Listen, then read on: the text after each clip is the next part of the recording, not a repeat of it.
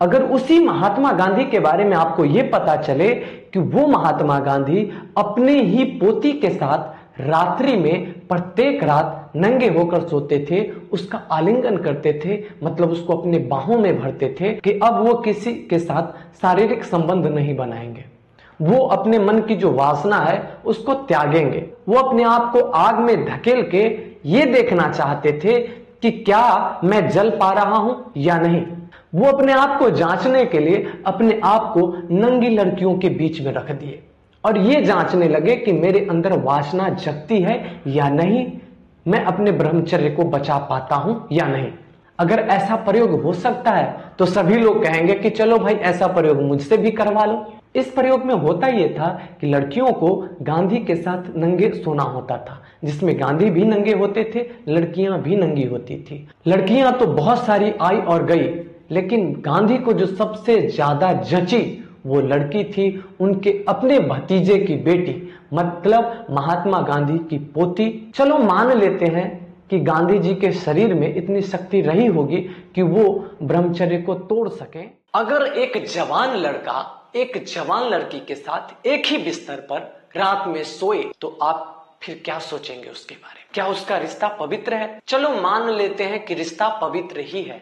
अब एक कदम और आगे बढ़ते हैं। एक जवान लड़का एक जवान लड़की बिस्तर पर साथ में सोते हो और नग्न होकर सोते हो, नंगा होकर सोते हो, तो फिर उन दोनों के बीच में क्या रिश्ता पवित्र रहेगा? चलो मान लेते हैं कि रिश्ता फिर भी पवित्र रहता है। अब एक कदम और आगे बढ़ते हैं कि एक जवान लड़का एक जवान लड़की एक ही बिस्तर पर नंगे होकर प्रत्येक रात सोते हैं और एक दूसरे का आलिंगन चुंबन करते हैं, तो फिर क्या वो रिश्ता पवित्र रिश्ता रह पाएगा?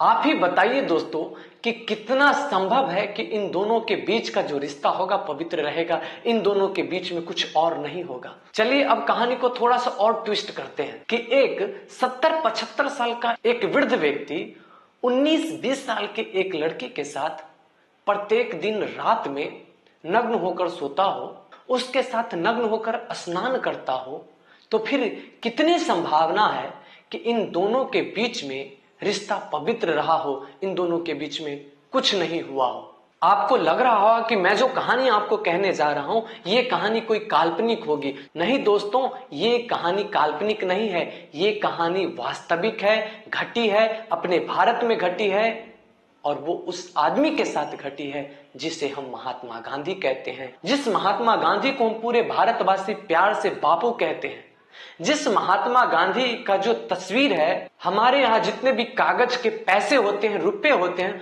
उस पे छपे होते हैं, जिस महात्मा गांधी को सत्य और अहिंसा का पुजारी माना जाता है, अगर उसी महात्मा गांधी के बारे में आपको ये पता चले कि वो महात्मा गांधी अपने ही पोती के साथ रात्रि में प्रत्येक रात नंगे होकर सोते थे, उसका आलिंगन करते थे, मतलब उसको अपने बाहों में भरते थे और उसके साथ नग्न होकर स्नान करते थे और फिर वो ये कहते थे कि मैं ब्रह्मचर्य का प्रयोग कर रहा हूं।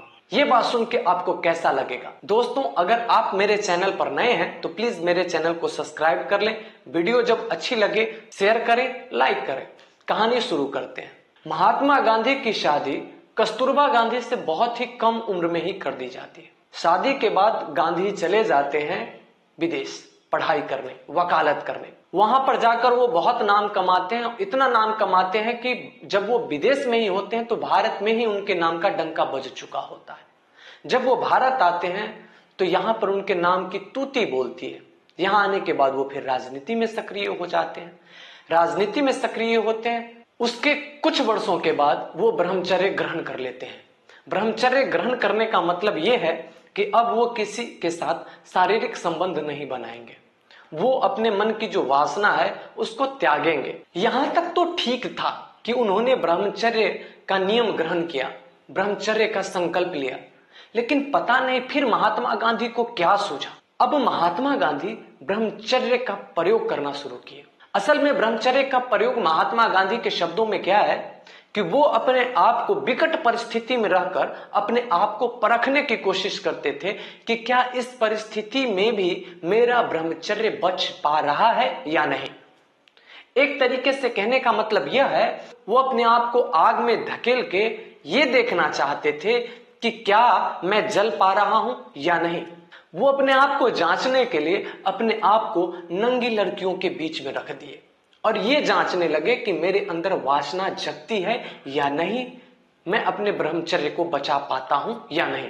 इस ब्रह्मचर्य के प्रयोग में गांधी के द्वारा कई लड़कियों का प्रयोग किया गया। यहां मैं प्रयोग शब्द इसलिए कह रहा हूं क्योंकि गांधी ने ब्रह्मचर्य का प्रयोग किया था, न कि उन लड़कियों ने। इसीलिए यहां पर उन लड़कियों को ब्रह्मचर्य के प्रयोग का साधन बनाया गया, जिसमें महात्मा गांधी अपने आप को जांचने की कोशिश कर रहे थे। लेकिन भाई, ये बात क्या आपको विवादास्पद नहीं लगती? क्या आपको ये नहीं लगता कि क्या कोई प्रयोग इस तरीके का भी हो सकता है? अगर ऐसा प्रयोग हो सकता है तो सभी लोग कहेंगे कि चलो भाई ऐसा प्रयोग मुझसे भी करवा लो। हाँ, हो सकता है कि कुछ लोग ये कहेंगे कि सारे लोग महात्मा गांधी नहीं होते। चलो भाई, आप भी ठीक हो। गांधी ने कई सारी लड़कियों के साथ इसका प्रयोग किया। उनके साथ कार्य करने वाली कार्यकर्ता हो या फिर उनका इलाज करने आई डॉक्टर सुशीला बेन हो, इस तरीके से कई सारी लड़कियां हैं जिसके साथ गांधी ने ये प्रयोग किए। इस प्रयोग में होता यह था कि लड़कियों को गांधी के साथ नंगे सोना होता था, जिसमें गांधी भी नंगे होते थे, लड़कियां भी नंगी होती थी। और उसके बाद गांधी अपने जो मन का जो तरंग है उसको पढ़ने की कोशिश करते, वो देखते कि मेरे अंदर वासना जग रही है या नहीं जग रही। लड़कियां तो बहुत सारी आई और गई, लेकिन गांधी को जो सबसे ज्यादा जची वो लड़की थी उनके अपने भतीजे की बेटी, मतलब महात्मा गांधी की पोती मनुबेन। अब महात्मा गांधी ने मनुबेन के साथ प्रयोग शुरू किया।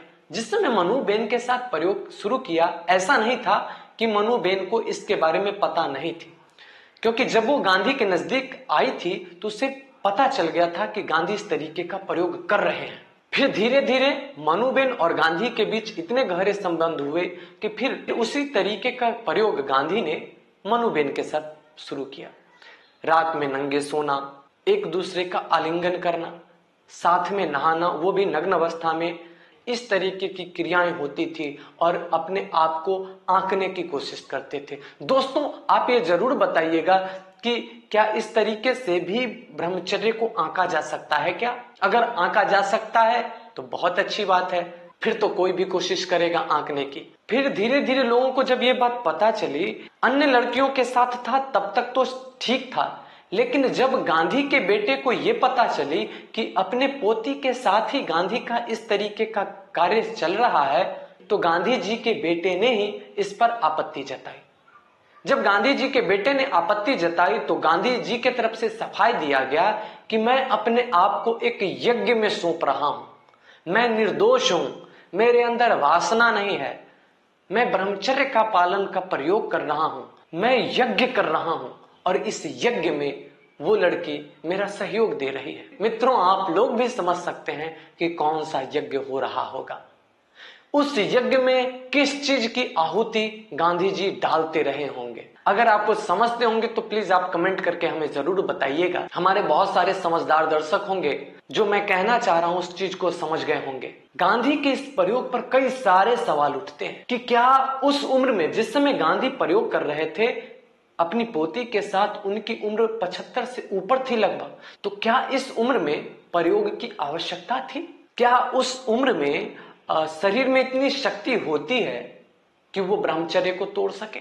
चलो मान लेते हैं कि गांधी जी के शरीर में इतनी शक्ति रही होगी कि वो ब्रह्मचर्य को तोड़ सकें। चलो मान लेते हैं कि वो ब्रह्मचर्य के इस प्रयोग में अपने आप के, अपने मन की स्थिति को आंकना चाहते हैं कि उनके अंदर से वासना गई या नहीं गई।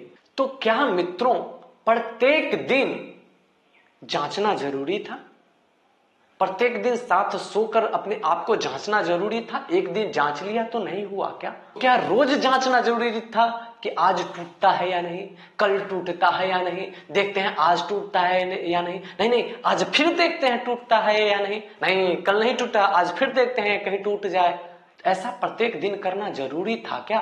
गांधी जी में इतनी शक्ति बाकी थी कि वो ब्रह्मचर्य को तोड़ सकते थे, तो क्या गांधी जी विश्वामित्र से आगे निकल गए जो उन्होंने वासना पर विजय पा लिया? जब वासना पर विजय विश्वामित्र नहीं पा सके तो गांधी जी उससे आगे निकल गए, जो उन्होंने वासना पर विजय पा लिया। दोस्तों, क्या प्रश्न यह नहीं उठता, क्या सोते समय गांधी जी के मन में वासना नहीं जगी होगी? प्रश्न यह भी तो उठता है कि क्या गांधी जी ने सिर्फ अपनी वासना पूर्ति के लिए ही ये प्रयोग तो नहीं किया? और फिर क्या गारंटी है कि प्रत्येक दिन जो वो अपने आप को जांच रहे थे, अपने आप को एक यज्ञ में, एक युद्ध में धकेल रहे थे, अपने आप के ऊपर एक प्रयोग कर रहे थे, उस प्रयोग में वो सफल ही होते रहे हों, प्रत्येक दिन वो जीतते ही रहे हों? किसी न किसी दिन उस प्रयोग में वो असफल भी तो हो जाते रहे होंगे, इसकी भी तो संभावना है, इसकी भी तो संभावना है कि वो हार जाते रहे होंगे। फिर जब प्रयोग असफल हो जाता रहा होगा, फिर क्या होता रहा होगा? आप इसकी कल्पना कीजिए, यह सोचने समझने वाली बात है। उस समय भारत आजाद हुआ नहीं था, आजादी के मुहाने पर खड़ा था। उस समय भारत के बहुत सारे नेता को जब ये बात पता चली तो उनको तकलीफ हुआ, उनको चिंता हुई इस बात की कि इस बात को लेकर कहीं भारत के आजादी में कोई खलल ना पड़ जाए। लोगों को जब चिंता होती तो गांधी के पास जाके कहते कि आप उसके साथ जो प्रयोग कर रहे हैं, इस प्रयोग को बंद कर दीजिए, ऐसा नहीं कीजिए, लोग में जो है आपके प्रति नाराजगी है। तो गांधी फिर एक नया सफाई पेश करते कि अरे मैं तो उसके मां के जैसा हूं। तो दोस्तों, आप बताइए कि गांधी जी का जो ये जवाब है, क्या आपको संतुष्ट कर पाता है? कौन ऐसी मां होगी जो प्रत्येक दिन अपने जवान बेटी के साथ नंगी होके सोती होगी? कौन ऐसी मां होगी जो नंगी होके अपने बेटी के साथ स्नान करती होगी? क्या गांधी जी का ये उत्तर आपको संतुष्ट कर पाता है? चलो मान लेते हैं कि गांधी जी उसके मां जैसे ही थे, मान लेते हैं कि गांधी जी प्रयोग ही कर रहे थे, लेकिन सवाल फिर ये है कि प्रयोग गांधी जी कर रहे थे, वो लड़कियां प्रयोग नहीं कर रही थी। उस लड़की की भी तो अपनी कोई मन की इच्छा रही होगी। जब गांधी जी प्रयोग कर रहे थे तो उनको अपने आप पर कंट्रोल रहा होगा, लेकिन जो लड़कियां उनके साथ सोई, जो नग्न होकर सोई, क्या उसके मन में वासना नहीं जगी होगी? जब उस लड़की के मन में वासना जगी होगी तो उस समय क्या गांधी उसे रोक पाए होंगे? दोस्तों, ये वो सारे सवाल हैं जिस पर जब आप चिंतन करेंगे तो आपके सामने स्पष्ट चरित्र आ जाएगा। आप हमें कमेंट करके जरूर बताइएगा कि क्या सोचते हैं आप। जब भी आप कमेंट करें तो कमेंट में अपना नाम और अपना जगह का नाम अवश्य लिखें, जिससे कि मैं अगले वीडियो में आप लोगों का नाम ले सकूं। धन्यवाद।